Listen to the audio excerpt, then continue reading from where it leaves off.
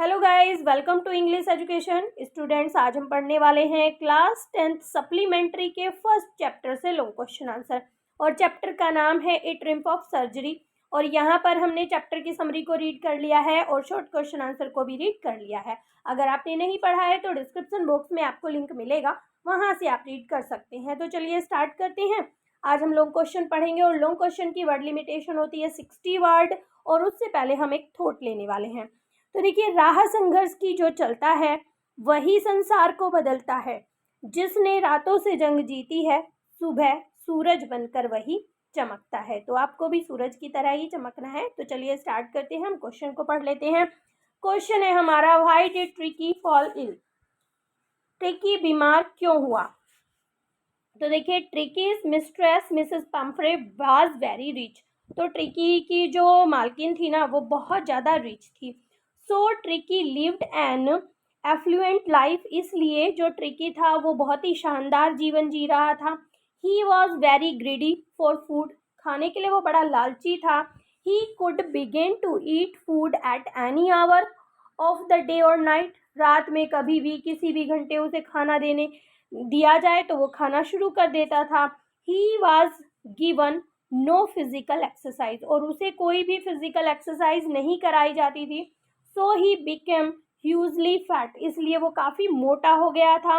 At this Mrs Pomfrey thought that he was suffering from mall nutrition. तो यहाँ पर जो मिसेस पम्फ्रे है ना, उसकी ये कंडीशन देख के कि वो एक्सरसाइज नहीं करता था, घूमता फिरता नहीं, तो मोटा होता चला जा रहा था, तो वो उसे बीमार समझती थी और वो समझती थी कि वो शायद कुपोषण का शिकार है। She gave him malt and cod liver oil and a bowl of Horlicks at night. अब रात में उसका ज़्यादा ध्यान रखने के लिए उसे माल्ट देने लगी, उसे कॉड लीवर ऑयल देने लगी, और उसे एक बाउल भर के हॉर्लिक्स दिया जाने लगा रात में, और फिर उसको सुला दिया जाता था। But she did not think to give him physical exercise. लेकिन उसने कभी भी उसे फिजिकल एक्सरसाइज कराने के बारे में नहीं सोचा, और यही कारण था कि जो ट्रिकी था वो बीमार हो गया था।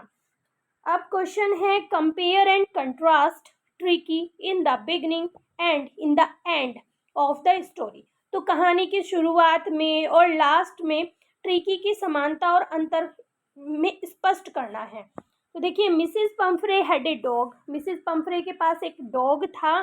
His name was tricky. उसका नाम ट्रिकी था। In the beginning he was very fat. शुरुआत में वो काफ़ी मोटा था। He was bloated. वो फूला हुआ था। Like a sauces. जिस तरह से खाने की चीज़ होती है ना, मांस होता है खाने के लिए, मांस से बनी हुई चीज़ें होती हैं, बिल्कुल इस तरह से वो फूला हुआ था। His tongue lolled out from his jaw. उसके जबड़ों से उसकी जो जीभ थी वो बाहर निकली हुई रहती थी, लटकी रहती थी। He was lazy. वो काफ़ी आलसी था। He ate food the whole day. वो पूरा दिन खाना खाता रहता था। But he did no exercise. और वो कोई भी एक्सरसाइज नहीं करता था। So this worried Mrs Pumphrey greatly. और इसी वजह से मिसेस पम्फ्रे काफ़ी चिंतित थी।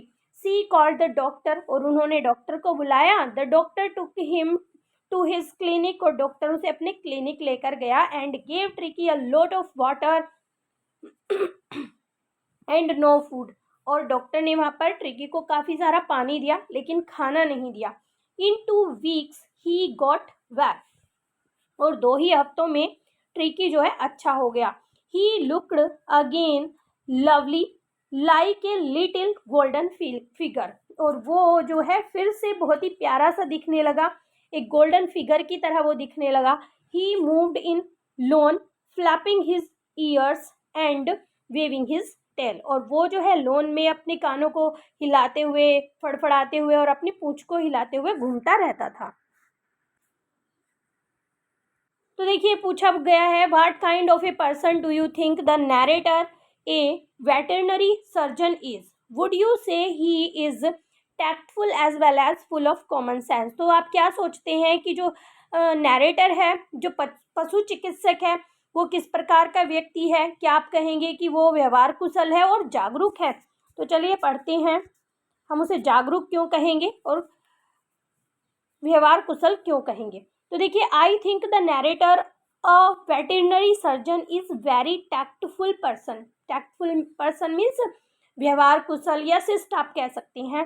तो वो जो नरेटर है वो एक सर्जन है, वो काफ़ी शिष्ट इंसान है। He knows how to deal with people, वो अच्छे से जानता है कि लोगों के साथ कैसे डील करना है। He adjust himself well to circumstance, तो परिस्थिति के अनुसार वो अपने आप को एडजस्ट कर लेता है। ही इमिडिएटली अंडरस्टैंड ट्रिकीज प्रॉब्लम, वो तुरंत जैसे ही ट्रिकी को देखता है ना तुरंत समझ जाता है कि ट्रिकी की प्रॉब्लम क्या है। Tricky does not suffer from any short of illness, वो समझ जाता है कि ट्रिकी जो है किसी भी प्रकार की बीमारी से ग्रसित नहीं है, उसे कोई बीमारी नहीं है। The main cause of its illness is overfeeding, और उसकी बीमारी का कारण क्या है कि उसे ओवरफीड कराया जाता है। He takes the dog to his surgery, और वो डॉग को अपनी सर्जरी लेकर जाता है। There he keeps him in natural environment, और वो वहाँ पर ट्रिकी को नेचुरल इन्वायरमेंट में रखता है। The dog gets well under his supervision and natural environment of surgery. अब जब डॉग वहाँ पर रखा जाता है तो उसकी देख रेख में और वहाँ का जो नेचुरल इन्वायरमेंट था सर्जरी का, वहाँ पर डॉग जो है बिल्कुल ठीक हो जाता है। आगे देखते हैं, do you think Tricki was happy to go home, तो आप क्या समझते हैं, क्या सोचते हैं कि क्या ट्रिकी घर जाने के लिए खुश था। What do you think will happen now, आप क्या सोचते हैं कि अब क्या होगा।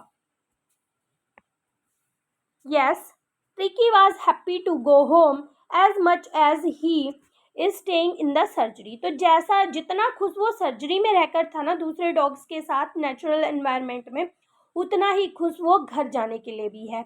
He was happy staying in the surgery because he got many friends whom he did not have at home and was happy to go back home because he did not have his lavish lifestyle at the surgery।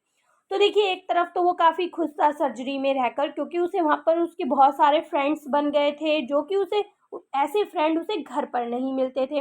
दूसरी तरफ वो घर जाने के लिए इसलिए तैयार था क्योंकि जो लेविश लाइफस्टाइल वो घर पर जीता था ना, वो उसे सर्जरी में नहीं मिल रही थी वो सारी चीज़ें।